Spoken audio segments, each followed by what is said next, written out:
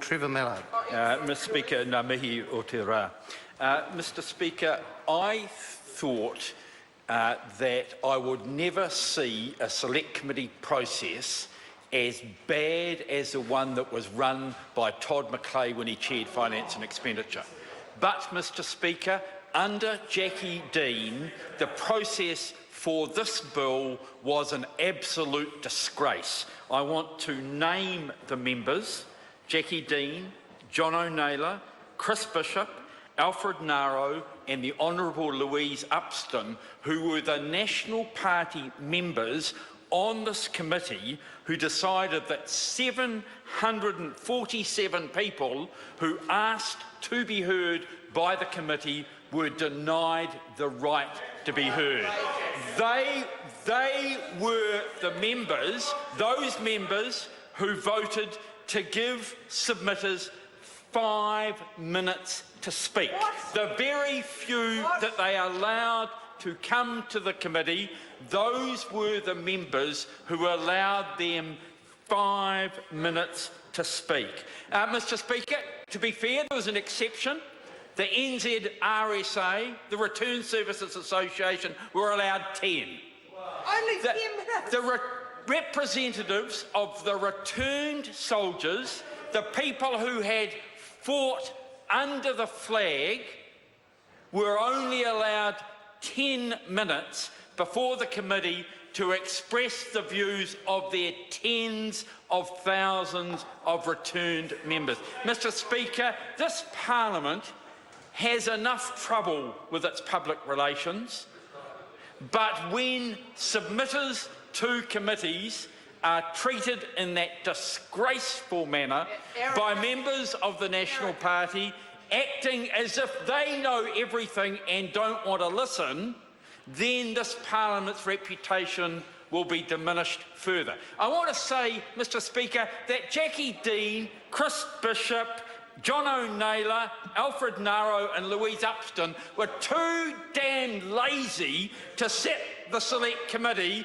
during the 3 weeks of recess.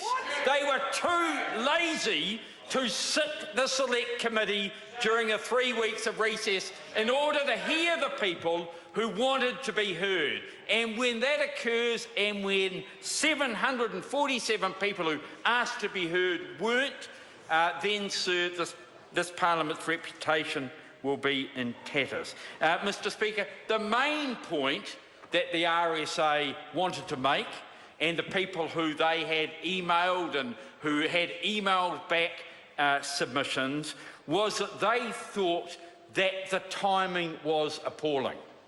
Having both referenda in the period while we are commemorating the First World War, they thought was inappropriate. Mr Speaker, in April 1916, the entire Massey Cabinet went to the Petone railway station for the first annual official government commemoration of Anzac Day. The entire Cabinet was there. And what's going to happen a couple of weeks before the centenary of that? And the flag that was raised along with the Australian flag at the Petone railway station, what's going to happen? This government are promoting that that's when a decision should be made. Mr Speaker, the timing is wrong. The timing is wrong for lots and lots of reasons. Mr Speaker, on the yes-no question, on the day it was considered by the advisory group, by the group of the cross-party group, there was only one dissenting voice, and that was one of doubt as to whether there should be a yes-no vote.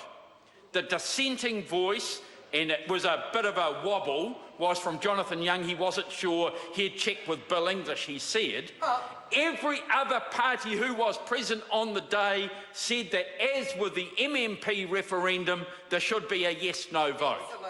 Even those toadies that rely on the National Party to deliver their seats, Mr Seymour and Mr Dunn, even those two members said, of course there should be a yes-no vote. New Zealanders should have their say early in the process, and if we can save money, then we should. But, Mr Speaker, the National Party decided to bulldoze their approach through the House and not trust New Zealanders as they trusted New Zealanders when we brought in MMP to say whether they wanted to consider a change or not as part of the first referendum process. Mr Speaker, Labor, I think it's fair to say, went into the first reading of this bill opposing, but with the hope that the bill could be improved to the point through the process that we could support it going further. Because there are a number of us, myself included, who thinks that eventually we should change our flag. You know, eventually we want a proper process, and we want the timing to be right, and we don't want the referendum to be rorted. We don't want it to be biased in the way that John Key wants for his vanity project. We think that when we're being told there's not enough money for food in schools, when there's not enough money for rape crisis centres, when there's not enough money to fix up state houses which have gaping holes in them, that this spending on a vanity project for the Prime Minister is something which is inappropriate. We believe that the referenda are poorly worded. Mr Speaker, I just want to say to members opposite, do they really think that spending on hall hire, meeting fees and advertising for meetings, $2,300 for every person who turned up to those meetings, $2,300 for every person who turned up to those meetings is good value for money? What sort of efficiency? Well, the member says it's a lot of kid lunches. It's a lot of insulation. It would fix the holes in the state flats in Petone. The total amount that was set there that have been waiting for 5 years. Members opposite are so arrogant that notwithstanding that, and notwithstanding a shift, I mean, my understanding is that about 5 years ago, when Lloyd Morrison was leading a campaign, there was a majority in favour in New Zealand of changing the flag. And a couple of years later, it went from about 50% in favour down to about 30% in favour. My understanding, Mr Speaker, that we've now got to the point that it's gone below 10. That it's gone below 10% in favour of changing the flag. So the question I've got, Mr Speaker, is why are we continuing with this? You know, one of the important things for governments is to work out at some point when they've got it wrong.